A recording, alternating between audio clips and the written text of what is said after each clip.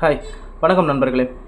பெருந்தலைவர் காமராஜர் அவருடைய 122வது பிறந்த நாள் இது. ஸோ நம்ம கண்டிப்பாக எல்லோரும் அவரை வந்து ஒரு வாட்டி ரிமைண்ட் பண்ணி ஆகணும். ஒரு வாட்டின்றதில் இது டெய்லியும் பண்ண முடியலனாலும் சம்டைம்ஸ் அவரை பற்றி நம்ம இது பண்ணி ஆகணும். காரணம் என்னென்னு பார்த்தீங்கன்னா, இப்போ தமிழ்நாடு இந்த அளவுக்கு வளர்ந்துருக்கு. ஒரு எஜுகேஷன் வைஸ் நம்ம வந்து பார்த்திங்கன்னா ஒரு நல்ல நிலைமையில் இருக்கிறோன்றா அதுக்கு முக்கியமான ஒரு பங்களிப்பு அவருடைய முதல் அவருடைய முதல் இது காரணம் தான். அது சாதாரணமாக இங்கே வந்து இப்போ இருக்கிற ஒரு லேக்ஸ் கணக்கில் ஃபீஸ் கட்டி எந்த ஸ்கூல் பெஸ்ட்டு எது அவ்வளோ நம்ம ஆராய்ச்சி பண்ணி ஒரு ஸ்கூலில் சேர்க்குறோம். அந்த நிலைமை என்ன தான் நம்ம வந்து ஃபீஸ் கட்டி இப்போ இருக்கிற குழந்தைங்கள்லாம் நம்ம அவ்வளோ இது பண்ணியிருந்தாலும் கண்டிப்பாக அவங்களுடைய பேரண்ட்ஸ் ஒரு 20-30 வருஷத்துக்கு முன்னாடி இந்த எஜுகேஷனில் 90% கண்டிப்பாக இதில் தான் வந்திருப்பாங்க. அவரோட எஜுகேஷனில் தான் வந்திருப்பாங்க. ஸோ எஜுகேஷன் எந்த அளவுக்கு வந்து இதுவாக இருக்குதுன்னு பார்த்திங்கன்னா, அப்படியே ஒரு 50 வருஷம் பேக்கில் போனால் இங்கே வந்து ஒரு கிராஜுவேட்ன்றதில் ஒரு ஸ்கூல் படித்தவங்களே ஒரு 10th வரைக்கும் படித்தவங்களே மிக மிக கம்மி. அப்போது அவர் வந்து சாதாரணமாக இந்த ஒரு எஜுகேஷன் வரல.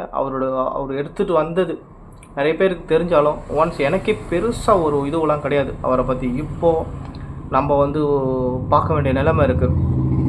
அட்லீஸ்ட் அவருடைய பிறந்தநாளுக்காவது இதை வந்து நம்ம நினைவு பண்ணி ஆகணும். ஸ்கூலுக்கு போகாமல் எல்லாம் வந்து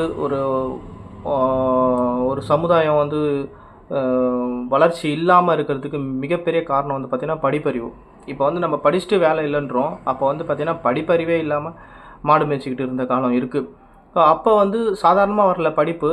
அவர் வந்து ஃபஸ்ட்டு இந்த மக்கள் என்ன பண்ணுறது, படிப்பறிவு வரணும்னு சொல்லிட்டு ஒரு இலவச கல்வியை எடுத்துகிட்டு வராரு. அதுவே ஒரு பெரிய புரட்சி. அப்போதுக்கு வந்து ஒரு கல்வி திறக்கிறதுக்கெலாம் படிக்கிறதுலாம் வந்து அவ்வளோ பெரிய கஷ்டம் இருந்துச்சு. ரொம்ப டீட்டெயிலாக நான் போகாமல் இது கல்வி எப்படி எந்த ஜென்ரேஷன்லேருந்து வந்தது அதெல்லாம் இல்லாமல் ஏன் கல்வி மறுக்கப்பட்டது அதெல்லாம் அப்புறம் இவர் வந்து எடுத்துகிட்டு வராரு இலவச கல்வி.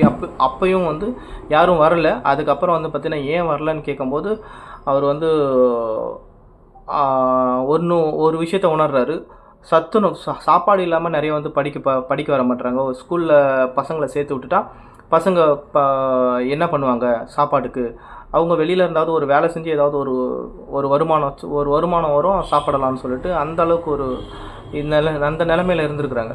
ஸோ இதை தெரிஞ்சுட்டு அவர் வந்து சத்துணவு திட்டம், அதாவது வந்து பார்த்திங்கன்னா அப்போ மதிய உணவுன்னு சொல்லிட்டு சத்துணவு மாதிரி இருக்காது, வெளியில் சாப்பாடு செஞ்சுட்டு எடுத்துகிட்டு வந்துருந்தாங்க. அந்த சாப்பாடை அவர் எடுத்துகிட்டு வர்றது பெரிய புரட்சியாக இருந்துச்சு.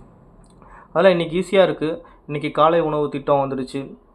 பட் இருந்தாலும் ஒரு சாப்பாடு போட்டதுக்கு அப்புறம் தான் எல்லோரும் வந்து வராங்க. அது மட்டும் இல்லை, அந்த காலத்திலலாம் வீட்டில் போயிட்டு கூப்பிடுவாங்க. டீச்சர்ஸ் வந்து குறிப்பாக வந்து பார்த்திங்கன்னா வில்லேஜஸ்லாம் போயிட்டு கிராம பகுதியிலலாம் வீட்டு தெருவில் போயிட்டு கூப்பிடுவாங்க. ஸோ அந்த அளவுக்கு ஒரு எஜுகேஷன்லாம் வந்து நம்ம தமிழ்நாட்டில் இந்த அளவுக்கு வரவோ தான் நம்ம ஒரு முதன்மை மாநிலமாக இருக்கும், ஒரு ஃபார்வர்டில் இருக்கிறோம் நம்ம. ஸோ அவரை இன்றைக்கும் வந்து மறந்துடக்கூடாது. இதுக்கு எல்லாத்துக்குமே இன்றைக்கி வந்து சிபிஎஸ்சி எந்த ஸ்கூலில் எவ்வளோ பெரிய லேக்ஸ் கணக்கில் டொனேஷன் கட்டி ஃபீஸ் கட்டி நம்ம படிக்க வச்சுருந்தாலும் படித்தாலும் ஸோ அவர் இல்லாமல் இதெல்லாம் வந்து சாத்தியம் இல்லை. அப்போ எடுத்த உடனே எந்த ப்ரைவேட் ஸ்கூலும் வரல. அதுக்கப்புறம் ஒரு அரசு சப்போர்ட் பண்ணுற ஸ்கூல் அங்கீகாரம் பெற்று அவங்க ஒரு ட்ரஸ்ட்டு மாதிரி பாதி எடுத்து பண்ணுவாங்க. அப்போல்லாம் வந்து எஜுகேஷன் அவ்வளோ ஒரு இதுவாக இருந்துச்சு. இப்போ வந்து பார்த்திங்கன்னா முழுக்க தனியாரில் வந்து அது சம்பாதிக்கிறது அது வேறு விஷயம். ஸோ கல்வின்றது இங்கே ஒரு சேவையாக தான் இருந்துச்சு.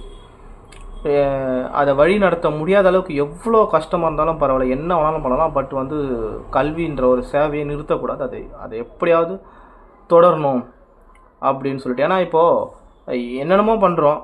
கல்வி முதல்ல வந்து அவர் எடுத்துகிட்டு வந்தது அதை வந்து நடத்துறதுக்கே ரொம்ப கஷ்டமாக இருந்துச்சு. ஸோ அந்த அளவுக்குலாம் நம்ம இது கடந்து வந்திருக்கிறோம். ஸோ அவர் ஒரு வாட்டி வந்து நினச்சி பார்க்கணும். அதுதான், மற்ற என்ன சொல்கிறதுன்னு தெரியல. ஸோ அவர் அறம் சார்ந்து செயல்பட்டிருக்கிறார்.